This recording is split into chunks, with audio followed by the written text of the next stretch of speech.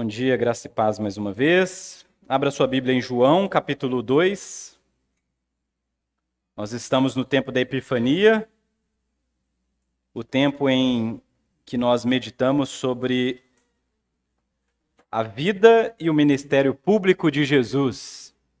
Nós passamos pelas principais narrativas e aprendemos um pouco mais sobre a palavra de Deus. Essa manhã eu gostaria de chamar os irmãos, obrigado, a meditarem na alegria que vem da revelação da glória de Jesus.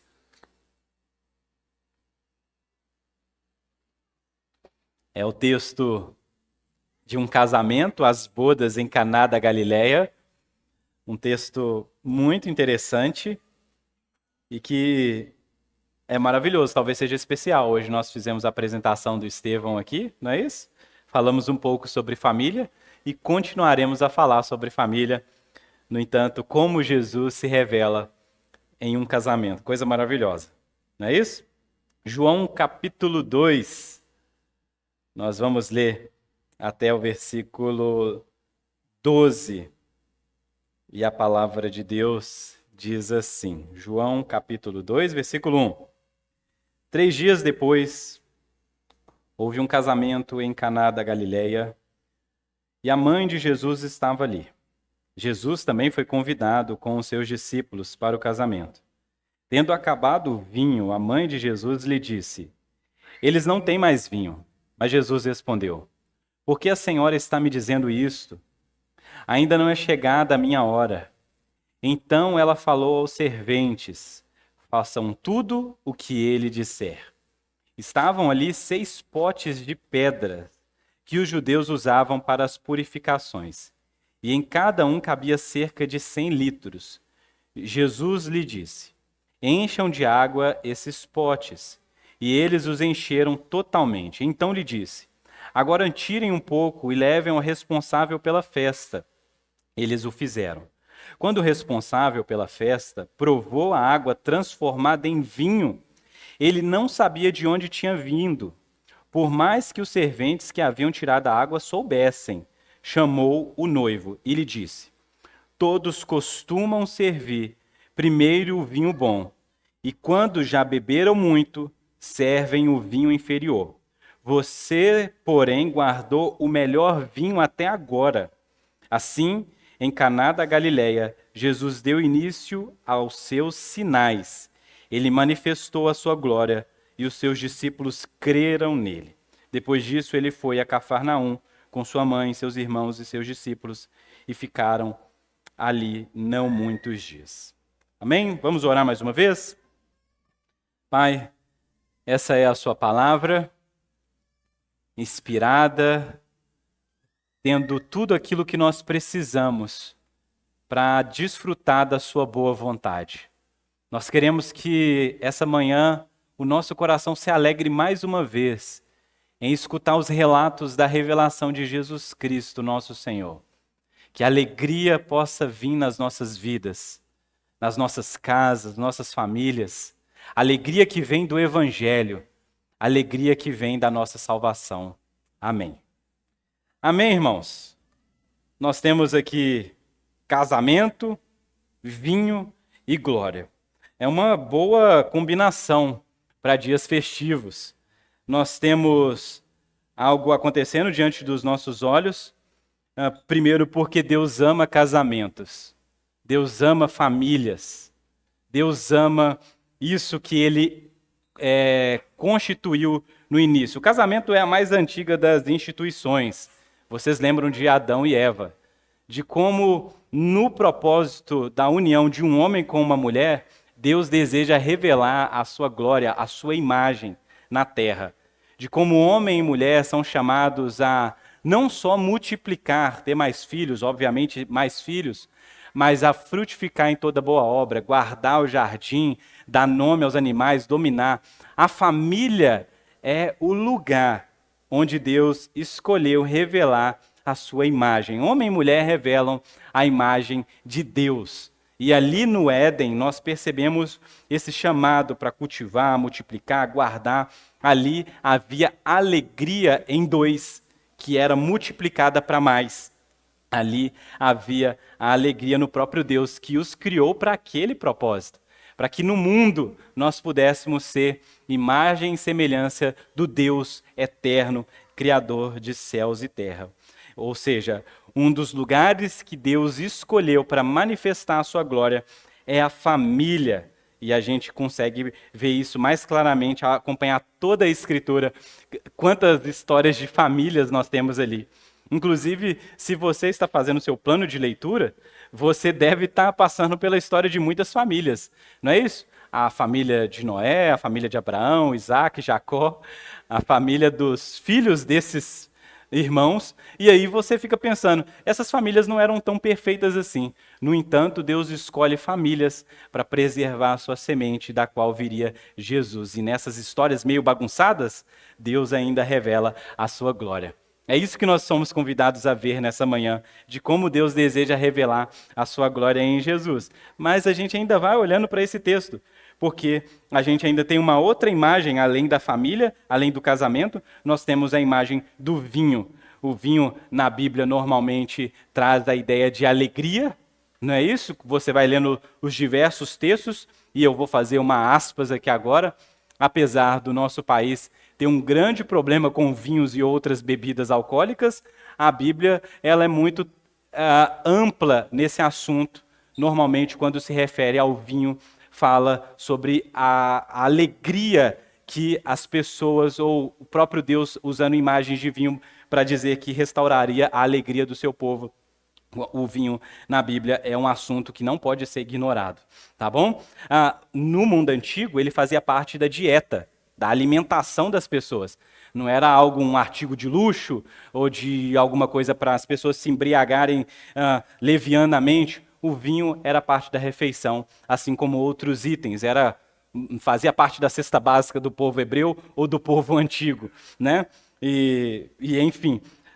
no entanto, nós percebemos que tanto as imagens de vinho que vão aparecer nas Escrituras são importantes, mas eu queria chamar você para atenção para uma especial, quando Jesus usa o cálice de vinho para representar o seu sangue. Então, meu irmão, eu sei que esse assunto é um assunto polêmico no nosso país, mas, no entanto, eu quero te convidar a amadurecer sobre essa ideia e a enxergar ali o que Deus fala sobre isso, tá bom?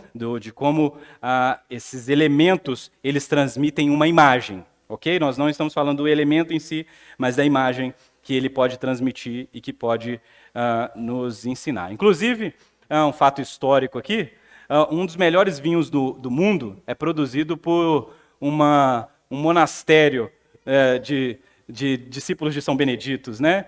Eles entendiam que o cultivo da terra era uma forma de glorificar a Deus. E por isso, há séculos, eles conciliam trabalho com meditação. E não só vinho, queijo e outras coisas orgânicas, né? O trabalho na terra era uma forma de, talvez, esses irmãos, essas pessoas, cultivar o chamado que foi dado para Adão. Cultivar a terra, glorificar a Deus, multiplicar. É interessante depois você dar uma pesquisada sobre isso. Dito isto, vamos para o texto. Pegue a sua Bíblia, se você está com a sua Bíblia. Não feche a sua Bíblia. Leia o texto comigo. João, capítulo 2.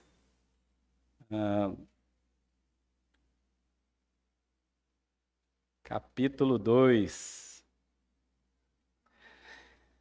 A palavra de Deus diz assim: 3 dias depois houve um casamento em Caná da Galileia, e a mãe de Jesus, é interessante João usar essa expressão, a mãe de Jesus, Maria, estava ali. Jesus também foi convidado com os seus discípulos para o casamento. O casamento naquela época era uma festa que podia durar uma semana. Então os casamentos, não era imagine você que está pensando em casar, ou se livrou da festa de casamento para sobrar mais um dinheirinho para fazer a reforma. Imagine você com esse costume, uma semana de casamento, meu Deus. Comida e bebida para os convidados. E aí de repente aparece Jesus com os seus discípulos. Não eram os 12 ainda, mas era mais de 6. Estava ali. Então você fala, gente, mais gente? Eu não posso colocar gente aqui. Mais gente na festa. Um casamento deveria durar uma semana. Jesus e os seus discípulos é convidado. A mãe de Jesus, Maria, estava por ali. A gente vai ver os relatos, a gente não sabe se ela era uma pessoa próxima da família, ou alguma pessoa que talvez tivesse alguma responsabilidade ali, porque quando o vinho acaba, nós vamos ver aqui, é ela que é chamada. São coisas para a gente prestar atenção. E, de repente, no versículo 3, João entra com o relato. Tendo acabado o vinho, a mãe de Jesus lhe disse, eles não têm mais vinho. A gente não tem uma explicação, a gente não vai dizer assim que faltou os recursos. Um casamento decente, um casamento tradicional deveria estar preparado para isso, para ter abundância, para que essas pessoas pudessem desfrutar de uma festa completa. Mas acontece alguma coisa, e a gente não sabe o porquê, o vinho acaba, o que poderia causar uma certa vergonha, principalmente no noivo, que era responsável por essa festa. O vinho acabou. E se o vinho acabou, uma tragédia está anunciada. Um casamento começa com uma má notícia de que essa festa deverá ser interrompida. E talvez a vergonha do noivo será exposta para todos aqueles convidados. A mãe de Jesus, sabendo que Jesus era especial, o chama. Ela ainda não tinha visto nenhum milagre. Inclusive, se você veio da tradição católica, aí eu queria te dar uma coisa para você refletir. Normalmente, nos filmes que a gente vê a história de Jesus operando alguns milagres, não é isso? Eu lembro de um filme que eu assisti há muito tempo, Jesus curando um passarinho quando ele era criança. Só eu que assisti esse filme, né? Então, os evangelhos, o João deixa claro que esse é o primeiro sinal, o primeiro milagre. A primeira ação miraculosa de Jesus.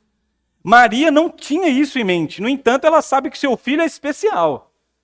De que talvez, por ele estar nessa festa, ele possa ser acionado, já que nos domingos passados nós falamos sobre a manifestação de Deus no batismo de Jesus, alguma coisa estava acontecendo.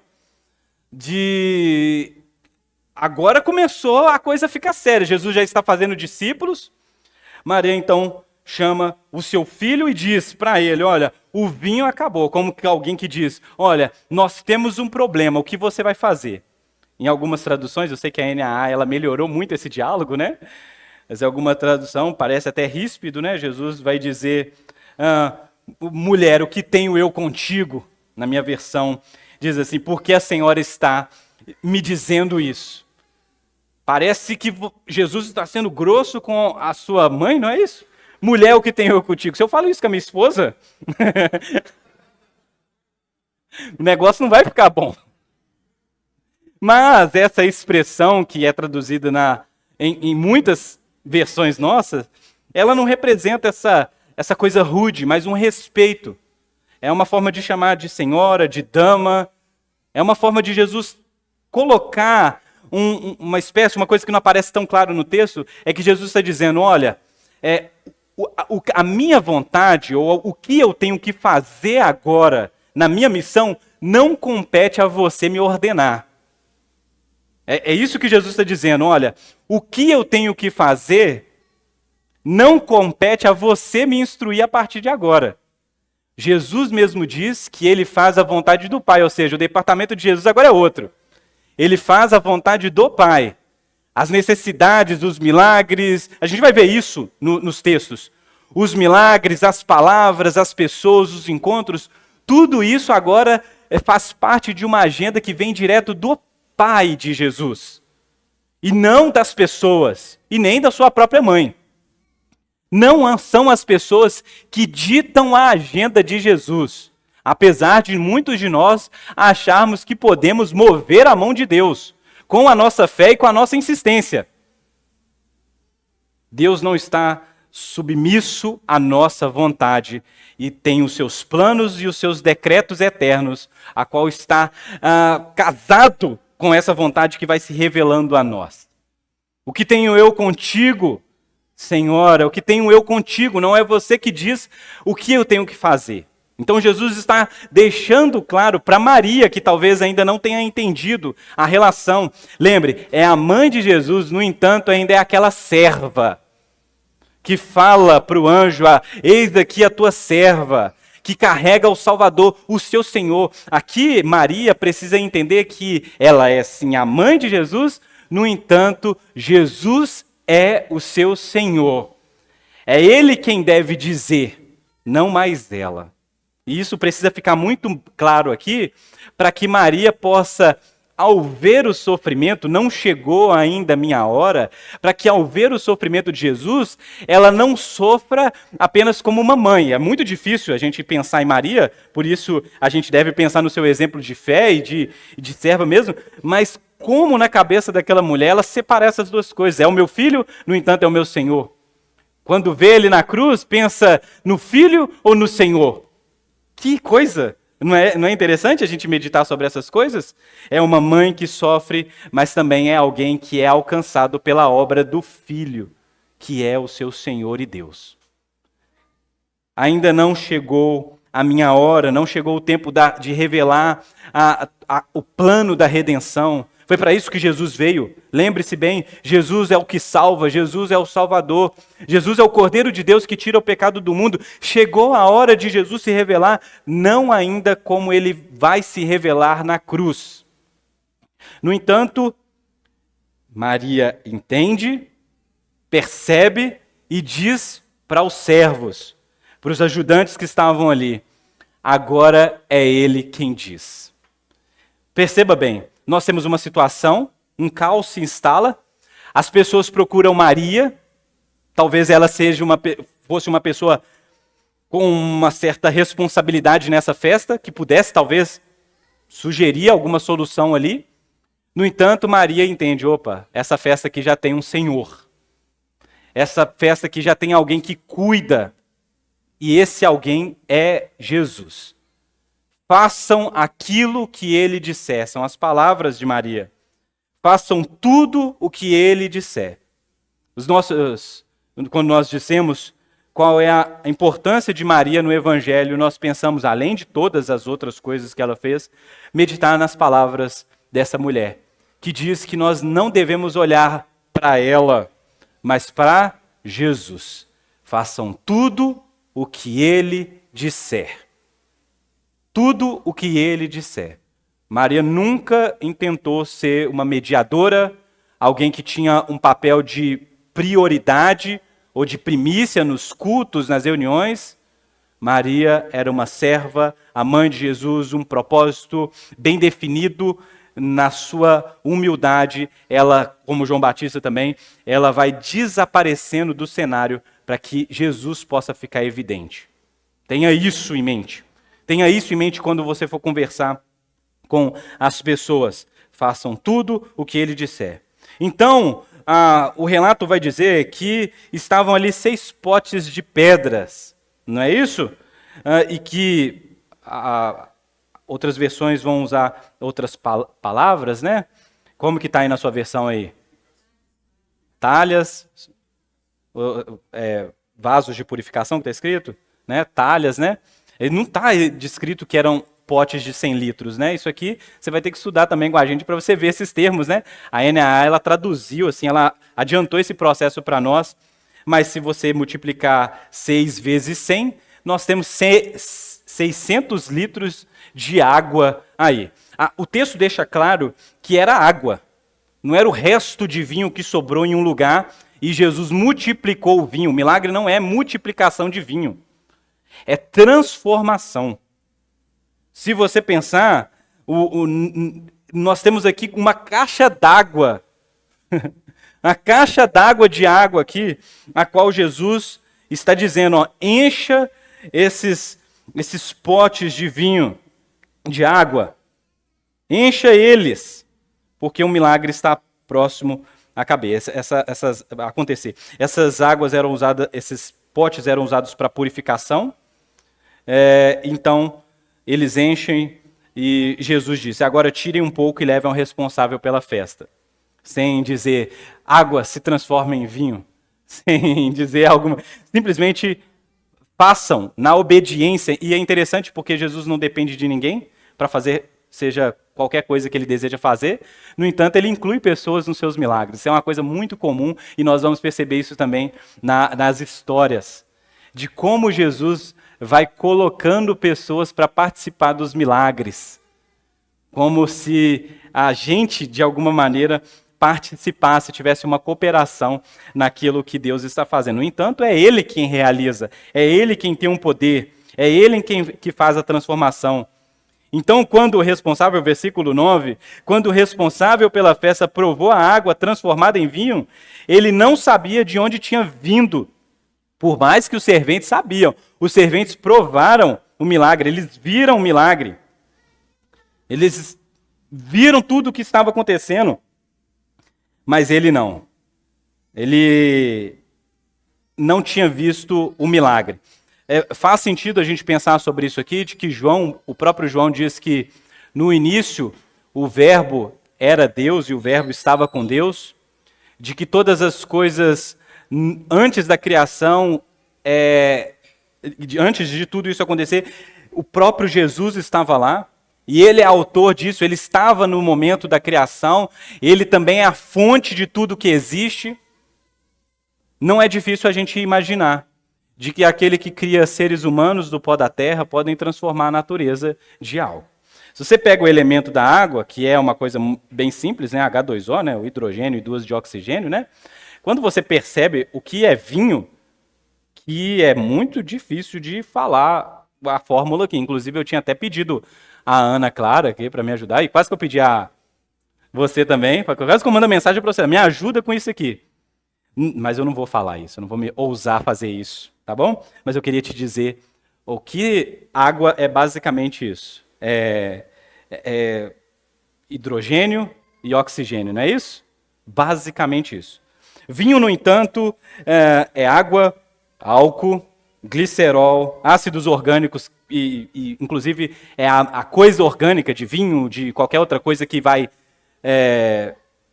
fermentando para gerar o álcool, tá bom, gente? Não é adicionado aqui. Se você deixar qualquer coisa ali, né? Deixa uma fruta na sua geladeira um bom tempo, você vai ver que ela vai começar a soltar ali uns gases ali e sofrer esse processo orgânico. Sais minerais, açúcares, né? Enfim, entre outros resíduos aqui. E eu poderia falar tantas coisas. Jesus transforma algo muito simples em muitas outras coisas. Ele cria outras coisas. Ele não multiplica outras coisas. Não é que tinha um resquício na água. E talvez a gente pense nisso e fale assim, uau, como Jesus faz isso? Não seria muito difícil para aquele que criou todas as coisas do nada. Não é isso a expressão que nós usamos, né? Ex nihilo, né? A partir do nada. Alguém que pode criar um planeta, céus, estrelas, fazer animais virem à existência por meio da sua palavra, não poderia fazer água ser transformada em vinho? Esse é o poder de Jesus. Esse é o poder de Jesus. Por isso que Jesus muitas vezes é confrontado no seu ministério público a realizar sinais. Porque as pessoas viam que Jesus fazia coisas extraordinárias. Um olho apareceu onde não tinha olho. Pensa sobre isso. Andar sobre as águas. Jesus não operava nessa coisa que a gente está acostumado. Entendeu? Porque ele é Deus. Porque a pessoa que nós cantamos aqui todas as manhãs não é um homem qualquer, é Deus. É aquele que tem poder e é poderoso. O poderoso para criar as coisas a partir do nada.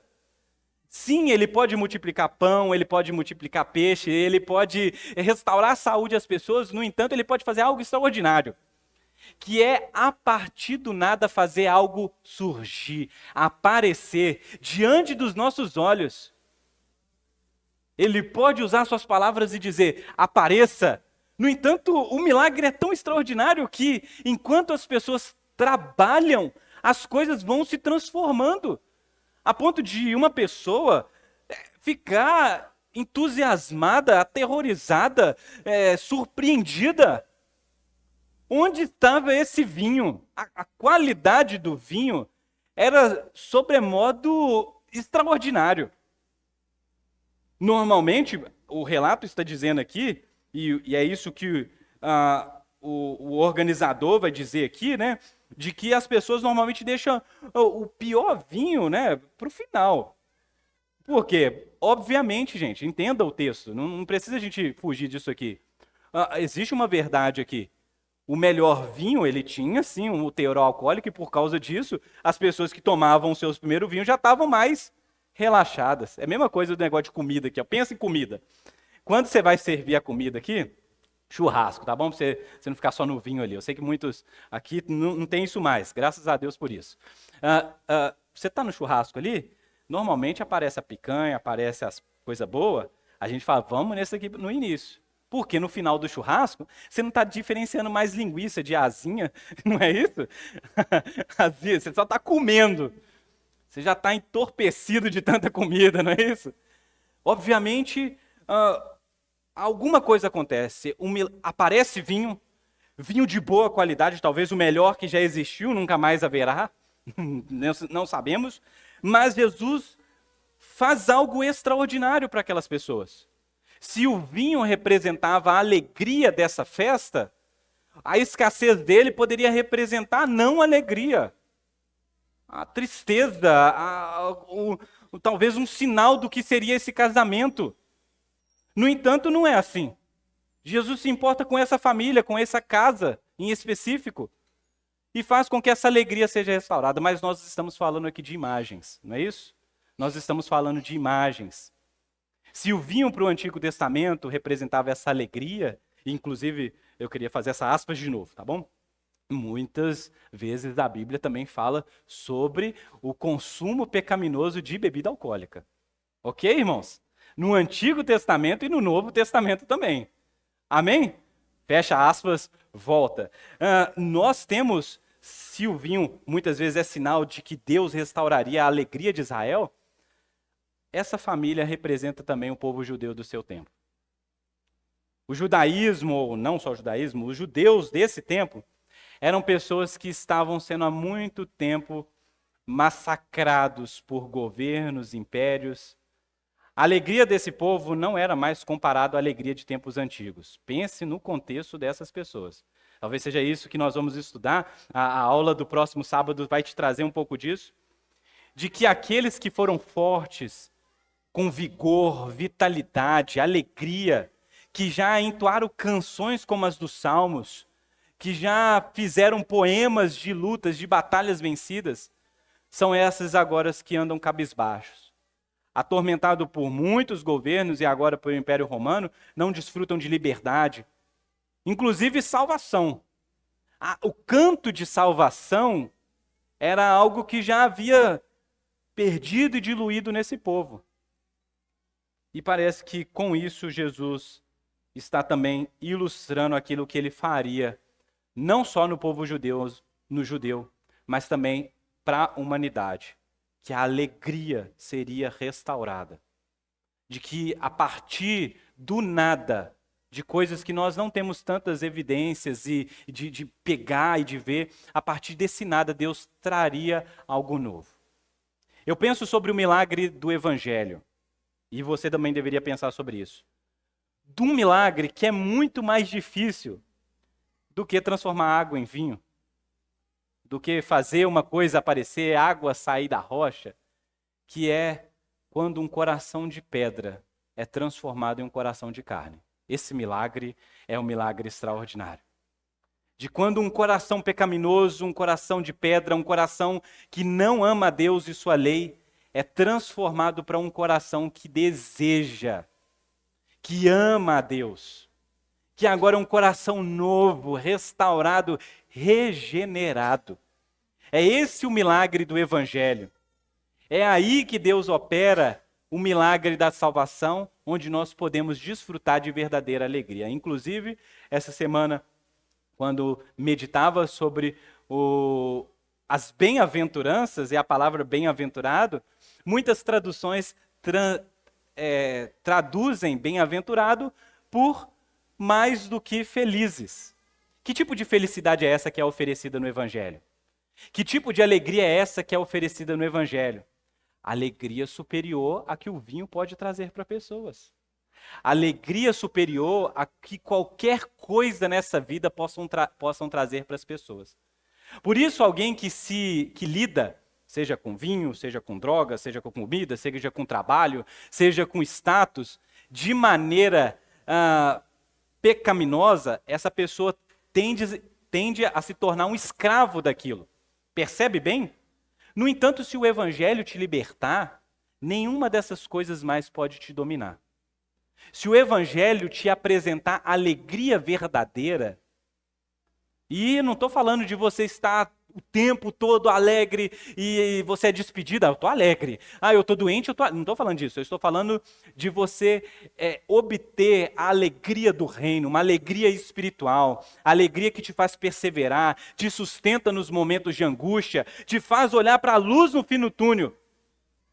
A alegria que vem de Deus, a alegria que vem de Jesus e que somente Jesus pode nos dar. Somente Jesus pode fazer isso no nosso coração. Assim como milagrosamente a água foi transformada em vinho, milagrosamente nós também ansiamos para que o nosso coração possa experimentar da alegria que vem da salvação. Salvação que é revelada no Evangelho, em Jesus Cristo, em sua pessoa, sua vida, sua obra, suas palavras. De que quando nós, como o próprio Marquinho disse aqui hoje de manhã, ao ter contato com o texto sagrado e encontrar com o Jesus revelado, o nosso coração seja aquecido. Para que a gente possa ser ligado a essa, como diz, a esse afeto espiritual que tem para nós a alegria do reino de Deus. Porque o reino de Deus não é comida e nem bebida, mas justiça, paz e alegria de espírito. Coisa extraordinária é o Evangelho. Eu sei que nós estamos olhando para um casamento, eu sei que nós estamos olhando para coisas extraordinárias, eu sei que esse é o primeiro milagre de Jesus e isso já mexe um pouco com a gente, mas eu preciso que você comece a partir de agora a olhar para os milagres, para os discursos de Jesus, para as falas de Jesus como manifestações da glória de Deus.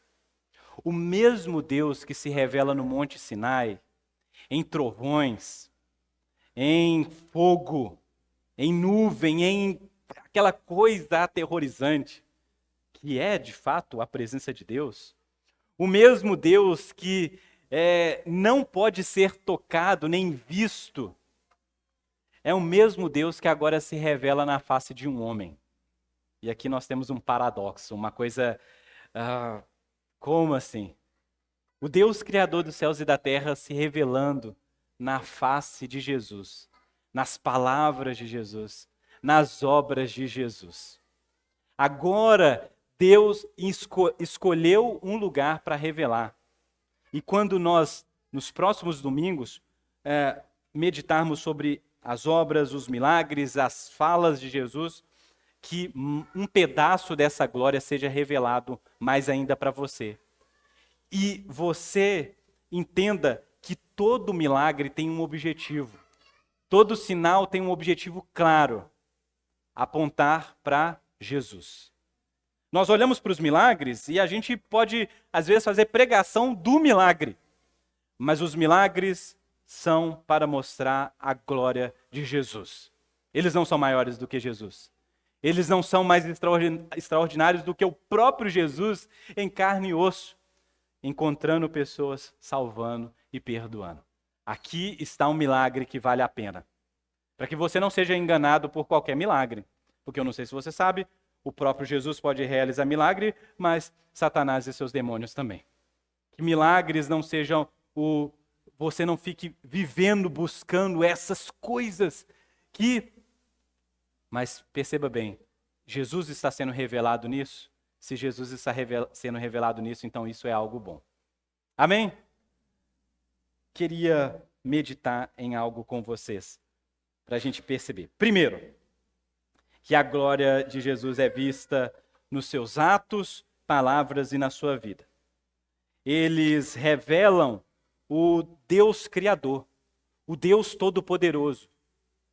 Quando nós percebemos a fraqueza de Jesus, seja na cruz, e principalmente na cruz, nós precisamos entender que aquilo está acontecendo por um ato voluntário de Jesus, e não por uma fraqueza. Por que Jesus não desce da cruz? Porque voluntariamente ele deseja estar ali, por amor de nós. Por que Jesus não se proclama rei de Israel? Porque ele não quer. Entendeu? Mas ele tem poder para isso. Porque Jesus vive o que vive, se submete ao que se submete, porque ele deseja passar por isso, para que isso possa ter um fim, um objetivo final, que é a glória do Pai e a salvação dos filhos. Mas Jesus não é fraco. Jesus não é limitado. Jesus não é isso que às vezes a gente vê aquele Jesus ali, meu Deus, tão magrinho, tão fraquinho, de porcelana, se cair no chão quebra. Jesus é Deus. É o poderoso. É o soberano. É aquele que pode fazer todas as coisas conforme a sua vontade. No entanto, quando a gente olha para ele, e a gente vai olhar essas narrativas, nós vamos ver que Jesus revelou também a sua humanidade, a sua fraqueza, para que nós fracos, para que nós limitados, para que nós que não podemos controlar todas as coisas, possamos nos identificar. Porque se Jesus passou por isso, por um propósito, uma missão, nós também podemos, de bom grado, buscando a vontade de Deus. Olhe para isso, cara. De como olhar para as histórias de Jesus é ao mesmo tempo olhar para como nós somos salvos, mas também como isso é uma inspiração. E parece que é ruim falar disso, de inspiração, mas de como nós devemos imitar Jesus. De como nós devemos olhar para Jesus e ver o padrão de um ser humano que ama a Deus Pai, que ama a palavra de Deus, que ama o próximo, que faz o bem, que ora, que lê as Escrituras, e de como nós também somos convidados a caminhar com Ele no seu discipulado. Que possamos ter isso em mente. É interessante também a gente notar que nós estamos falando de um casamento. Um casamento, o primeiro lugar que Jesus escolhe para revelar o seu primeiro sinal de como Deus ama o casamento. Não estaria Deus interessado em fazer outros milagres em outros casamentos? Eu fico me perguntando. Será que Deus se interessa por uma família em específico, em um momento? Ou Deus se interessa por famílias? As nossas casas podem experimentar mais da presença de Jesus? Será que em nossas casas nós podemos fazer como os servos fizeram, estar com os ouvidos atentos nas palavras de Jesus e fazer tudo aquilo que ele ordenar? Porque se nós estivermos dispostos a escutar a voz de Deus, a nos rendermos a Jesus, e se Jesus estiver verdadeiramente nos nossos lares, nós podemos experimentar muitos milagres. Milagres que farão com que a nossa alegria seja ainda melhor. É tão bom ter alguém ao nosso lado para compartilhar a vida, não é isso? Quando vem os meninos, essa alegria aumenta ainda mais. Eu sei que o trabalho também, na mesma proporção da alegria, não é isso? No entanto, um lar sem Cristo não é um lar completo. Jesus nos nossos lares, não somente na nossa igreja, não somente no nosso culto ou nas nossas redes sociais, mas Jesus nas nossas casas. Nossa família olhando para Jesus, se assentando aos pés de Jesus e buscando a glória e honra de Jesus. Como as nossas famílias poderiam ser transformadas? Será que Jesus não se interessa ou Deus não está interessado em promover alegria maior para os nossos lares? Mas perceba bem, você, homem da sua casa, mulher da sua casa, muitas vezes nós procuramos alegria em coisas, e às vezes experiências, e isso é lícito, se você tiver esse equilíbrio, é lícito. No entanto, nossa alegria, a alegria de um lar deve estar em Jesus, porque se não estiver em Jesus, você pode ter o melhor emprego, você pode comprar o melhor sofá, a melhor televisão, o melhor videogame para o seu filho, você pode levar ele para a praia tantas vezes ao ano, você pode fazer muitas coisas boas. No entanto, ainda assim, não está provendo para a sua família a alegria que só pode ser encontrada em Jesus. Não confunda isso. Nos nossos tempos, esses exemplos, principalmente homens, atenção aqui, uma palavra pastoral para vocês. Eu sei que a gente tem muita gente na internet, muitos exemplos de masculinidade, que falam sobre trabalhar e se esforçar e você ter um corpo musculoso, barba na cara, né? De que você tem que fazer isso. Não, você tem que fazer isso mesmo, proteger, cuidar. E existe algo lícito nisso, existe algo que é moralmente correto. No entanto, isso não é tudo. Inclusive, isso não é 50%. Se você não for um homem de Deus, um homem que ama Jesus, você pode ser esse cara que cheira os hormônios masculinos aí, cara suado, não pode deixar que eu desentupo essa pia, que eu faço isso, que eu construo essa laje eu mesmo faço. Você pode ser esse cara, né? Outro dia a Carla me ensinou a palavra, né? Que faça você mesmo, né? Não é a palavra lá que você pesquisa e faça você mesmo. Você pode ser esse cara. Vou fazer uma mesa aqui, vou ser primitivo, né? Mas isso aí, meu irmão, qualquer homem do mundo pode ser, entendeu? Os caras lá do Cariani lá pode ser. O melhor homem que você pode ser para sua família é um homem que ama Jesus. Como João, Pedro, Tiago, que olhavam para Jesus com emoção. Alguém que pode dizer para Jesus, Jesus, para quem eu irei se só tu tem as palavras de vida eterna? Jesus, eu preciso do Senhor. Você precisa ser um homem que se dobra diante de Jesus. Que como nós cantamos aqui, que ao escutar o nome de Jesus, você fica extasiado. É isso. Esse é o tipo de homem que você deve ser. Inclusive, se nós temos mulheres solteiras aqui, você está pensando em arranjar alguém para casar. Não escolha um homem que não ame Jesus. É melhor ficar sozinha. Senão você vai arranjar um problema para a sua vida. E eu vou falar para você que você tem que permanecer casada. Entendeu? Mas um homem que ama Jesus, ele cuidará da sua família, cuidará da sua casa, terá esse compromisso de criar os seus filhos e será uma pessoa que desfruta de alegria.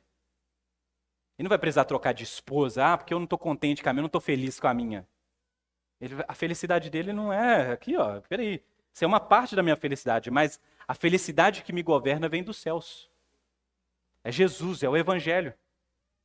E eu falo isso para que Jesus possa, mais uma vez, realizar milagres e restaurar a nossa alegria. Que você possa, eu sei que parece uma coisa assim contraditória, mas convide Jesus para sua casa, porque Ele tem convidado você para a casa dele, para a família dele. Que Jesus possa ser uma realidade. Mais uma vez, eu queria pensar sobre isso. Que a face de Deus está revelada na face de Jesus. Eu sei que talvez você esteja enfadado de tantas histórias. Você fala, eu já conheço essa história. A história da multiplicação dos pães já conheço do casamento. Eu já sei quando ele andou nas águas. Talvez essas histórias repetidas que nós fazemos aqui todos os anos, talvez você fale assim, eu já conheço tudo.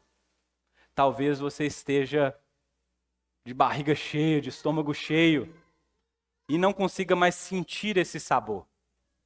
Mas eu queria dizer para você, o Evangelho não é um vinho barato. O Evangelho não é uma comida de outro dia. O Evangelho não é essa coisa, essas porcarias que a gente às vezes compra na rua. O evangelho não é esse tipo de alimento. O evangelho não é esse tipo de prazer que você tem em um momento e ele logo acaba. O evangelho não é isso. Há algo novo de Deus todos os dias. O pão nosso de todos os dias é bom, é gostoso, é saboroso, pode promover alegria. Talvez você fale assim, eu vou trocar de padaria aqui para dar uma, né, meu paladar já acostumou. Não se acostume com o evangelho. Entenda o que eu estou dizendo aqui. Não se acostume em ser essa pessoa que fala assim, eu já sei, eu já cantei essa música, não seja esse tipo de gente, porque um milagre está sendo feito diante de nós todos os dias. Quando alguém abre a palavra, quando alguém prega, quando uma canção é celebrada, há um alimento espiritual, há um pão novo, há um vinho novo para nós, para o nosso bem, para a nossa alegria, para a nossa satisfação em Deus. Experimente isso. Cristo não é um vinho barato, não é algo que você fala assim, encontrei isso aqui no armário. Não, Cristo é tudo. Por isso, quando nós ceiamos, quando nós partimos o pão e compartilhamos aqui o cálice, nós partilhamos de Cristo. E isso é sempre novo para nós. Quando você chega na igreja, você fica feliz. Tem ceia todo domingo, não é isso? Todo domingo a gente ceia aqui, mas talvez você fale assim, todo domingo tem ceia aqui. Não, é mais um momento para você se alimentar espiritualmente de Cristo, do seu corpo, do seu sangue, do seu pão e do seu vinho para nós. Amém? O Evangelho é a boa notícia de que Jesus, passando por aqui, perto de nós, veio ao nosso encontro, ressignificou a nossa vida e alegria e nos agraciou com infinitas bênçãos espirituais. Essa família foi agraciada porque Jesus passou por ali e ao passar por ali eles viram a oportunidade. Convidemos Jesus e os seus discípulos, que nós possamos entender que o Evangelho também é isso. Jesus passava perto de nós e, de repente, nós fomos encontrados.